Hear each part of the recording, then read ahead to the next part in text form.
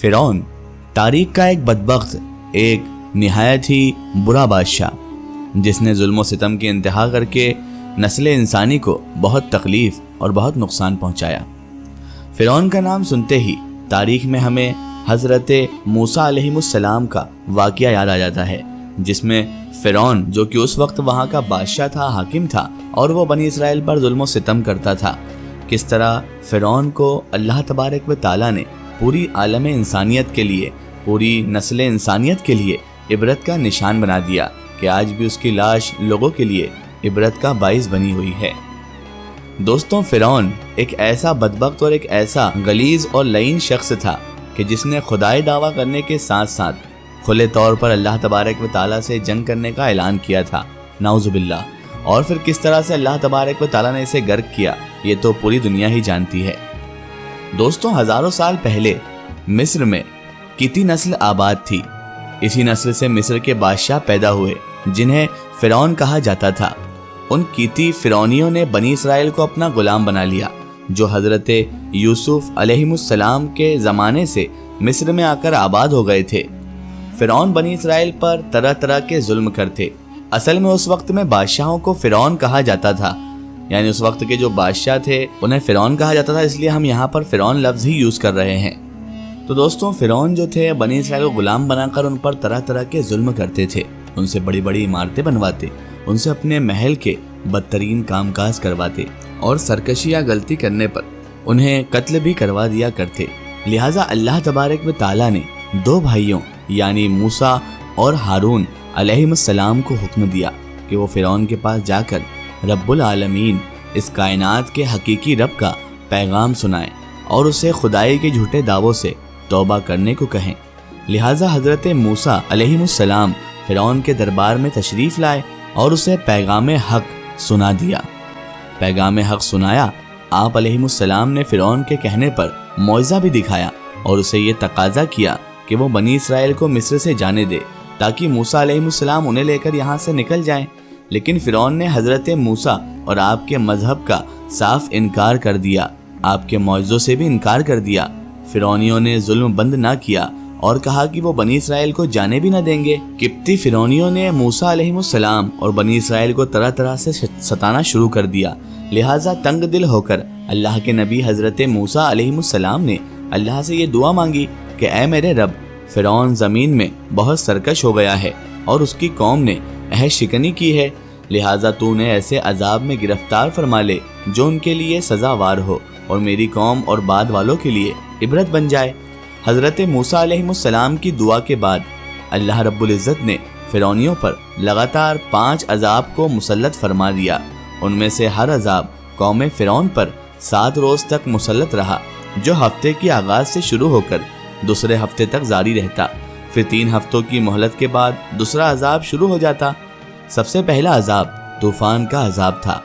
नाज़रीन मोहतरम, रिवायतों के मुताबिक मिस्र में अचानक एक बड़ा बादल नमूदार हुआ और हर तरफ अंधेरा छा गया। जोरदार बारिश हुई और तूफान आ गया। यहाँ तक कि किप्टियों के खेत खलियान और बागात सबके सब तबाह बर्बाद हो गए। फिरौनियों के मकानात भी सैलाब के पानी में डूब गए। मिस्र में बनी इसराइल और फिरौनियों के मकानात थे, मगर मूसा अलैहिस्सलाम पर ईमान रखने वालों के घरों में पानी तक न आया, मगर बराबर किप्टियों के यानी फिरौनियों के घर डूब गए। यह अजाब 7 दिनों तक यूं ही जारी रहा। दूसरा अजाब टिड्डियों का हमला था। मिस्र में टिड्डियों के कई बड़े बड़े झुंड दाखिल हो गए और लहलहाती हुई फसल को चाट लिया। यहाँ तक कि ये टिड्डी किप्टियों के घरों के अंदर और बाहर लकड़ी से बनी हर चीज़ को खा गए। लेकिन इस दफ़ा भी टिड्डियों ने बनी इसराइल के खेत और मकानात को कोई नुकसान न पहुँचाया और वो महफूज रहे। टिड्डियों का अजाब खत्म हुआ तो अल्लाह तबारक व तआला ने किप्ती फिरौनियों को कुछ दिन की मोहलत दे दी कि वो गौरव फिक्र कर लें, लेकिन उन्होंने अभी भी हज़रत मूसा अलैहिस्सलाम का इनकार किया और अपना वादा खिलाफी की और बनी इसराइल पर जुल्म करते रहे। चुनांचे अल्लाह तबारक व तआला ने फिरौनियों पर तीसरा अजाब जूं और खून के कीड़ों की शक्ल में भेजा। ये कीड़े फिरौनियों के कपड़ों, दाढ़ी, पलकों में घुस गए और उन्हें चाट चाट कर उनके चेहरों को चेचक ज़दा बना दिया। फिरौनियों के लिए अब जीना दुश्वार हो गया था, जिंदगी गुजारना भी दुश्वार हो गया था, क्योंकि ये कीड़े तमाम खाने की चीज़ों को चट कर गए।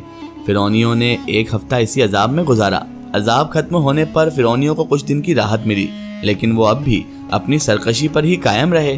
چوتھا عذاب مینڈک کی شکل میں آیا۔ فرعونیوں کے گھروں، محلوں اور مجلس میں اتنے مینڈک پیدا ہو گئے کہ وہ جہاں بیٹھتے وہاں مینڈک اور مینڈکوں کا جھنڈ آ جاتا۔ لاکھوں کی تعداد میں موجود مینڈکوں نے ان کی زندگی دشوار کر دی۔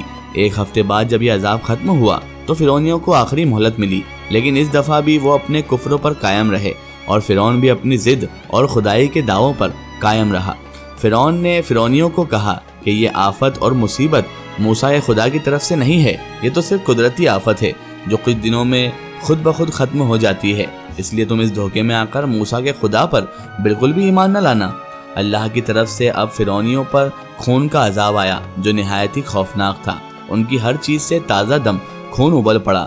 نیل ندی کا پانی بھی لال ہو گیا، کنووں اور نہروں کا پانی خون بن گیا، یہاں تک کہ اگر کوئی فرعونی گھاس اور درختوں کے جڑیں چبا کر چوستا تو اس کے رس میں بھی ان کے منہ میں جا کر خون بن جاتا۔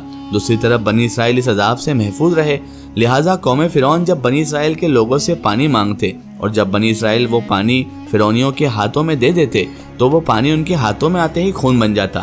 فرعونیوں کے محل میں موجود ہر برتن میں خون ہی خون ابل پڑا۔ اس عذاب کو دیکھنے کے باوجود فرعونیوں کے دلوں پر ایسی مہر لگ چکی تھی کہ وہ ایمان نہ لائے اور اپنے کفر پر اڑے رہے، یہاں تک کہ اللہ تبارک و تعالیٰ کے قہر کا غضب ان پر آ پہنچا۔ غضب کا آخری عذاب آ گیا اور فرعون اور اس کی لشکر دریائے نیل میں غرق ہو کر ہلاک ہو گئے۔ وہ لوگ دنیا سے اس قدر نیست و نابود کر دیے گئے کہ روئے زمین میں ان کی قبروں کا نشان بھی باقی نہ رہا۔ قوم فرعون پر نازل کی گئی یہ عذاب انسانیت کے لیے نہ صرف باعث عبرت ہے بلکہ یہ غور و فکر کی دعوت بھی دیتی ہے۔ آج شرک اور کفر، سود، رشوت، ناانصافی اور ظلم دنیا میں آنے والی ہر مصیبت اور بلا کی حقیقی وجہ ہے۔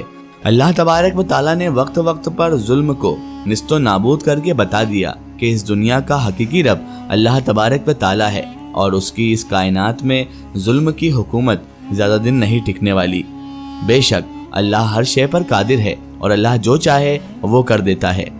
ناظرین محترم، اللہ تبارک و تعالیٰ نے کئی قوموں کو عذاب سے دوچار کیا تاکہ انسانیت بیدار ہو، انسان اپنے برے کرتوتوں سے توبہ کرے۔ دنیا میں آنے والے مسائل، قدرتی آفت، آسمانی بلا اور وبائی بیماریوں کا آنا انسانوں کے اپنے اعمال کی شامت ہے، جیسا کہ اللہ تبارک و تعالیٰ کا ارشاد ہے کہ جو مصیبت تم پر واقع ہوتی ہے سو وہ تمہارے اپنے ہی اعمال کا نتیجہ ہے۔ اللہ اکبر۔ ناظرین محترم، آج بھی ہم اپنے آس پاس دیکھیں تو کئی ایسی بیماریاں دیکھنے کو ملتی ہیں جو ہمارے بڑے بزرگوں کے وقت میں پائی بھی نہیں جاتی تھی، یہاں تک کہ کسی نے نام تک نہیں سنا تھا، لیکن آج نسل انسانی گناہ اور برے کاموں میں اس قدر آگے بڑھ گئی ہے کہ ان سب چیزوں کا سامنا ہمیں کرنا پڑ رہا ہے۔ واللہ عالم بالصواب۔ اللہ تبارک و تعالیٰ سے دعا ہے کہ اللہ پاک ہمیں تمام تر برے کام، برے اعمال سے، گناہوں سے بچائے رکھے اور ہمیں صراط المستقیم کے راستے پر چلنے کی توفیق اور رفیق عطا فرمائے۔ آمین ثم آمین۔ ناظرین، آپ کو یہ ویڈیو کیسی لگی کامنٹ میں ضرور بتائیں اور ہمارے چینل کو سبسکرائب کرنا نہ بھولیں۔ اس ویڈیو کو زیادہ سے زیادہ شیئر کریں اور اسے تمام تر انسانوں تک ضرور پہنچائیں۔ پھر حاضر ہوتے ہیں آپ کے لیے نئی اور بہترین ویڈیو کے ساتھ، تب تک کے لیے خدا حافظ۔ السلام علیکم۔